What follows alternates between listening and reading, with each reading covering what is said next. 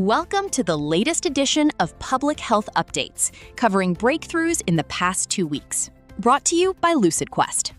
A BMJ open audit of 5 AI chatbots using 250 medical prompts found 49.6% problematic responses, including 19.6% highly problematic and 30% somewhat problematic.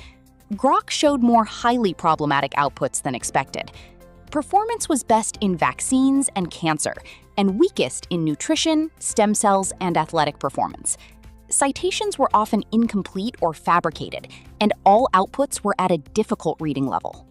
MRI study of over 600 osteoarthritis initiative participants found higher ultra-processed food intake, about 41% of energy, was associated with increased thigh muscle fat infiltration, especially adductors.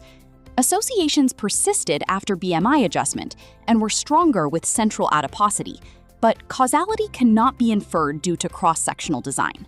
A New York City trauma study of 914 patients recruited between 2018 and 2023 found micromobility injuries rose from under 10% to over 50% of trauma cases. About 1/3 had brain injury, over 2/3 were admitted, and 30% required ICU care. Nearly half involved vehicle collisions. Helmet use was under 1/3, and alcohol was present in about 20%. Pedestrians had nearly double the brain injury rate of riders. A fabricated disease experiment using Bicksoni mania showed how false medical claims can spread through AI systems and indexing, later appearing in search results and even a peer-reviewed paper before retraction.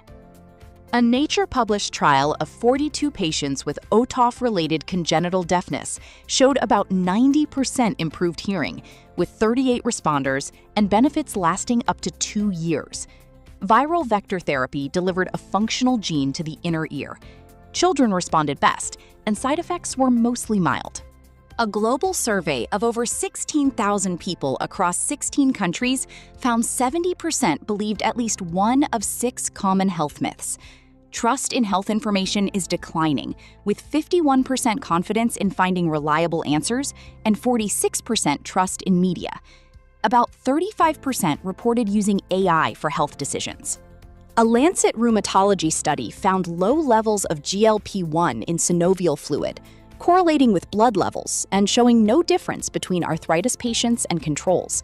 Findings suggest systemic rather than local origin and support further research into joint effects of GLP-1 therapies. Preclinical studies in rats and zebrafish showed pemafibrate and telmisartan reduced liver fat in metabolic dysfunction-associated steatic liver disease models. Combination therapy was synergistic at lower doses and acted via complementary metabolic pathways. Human trials are needed. Stay ahead in public health research. Like, share, and subscribe for our updates. Visit lqventures.com or email us at info@lqventures.com for expert help.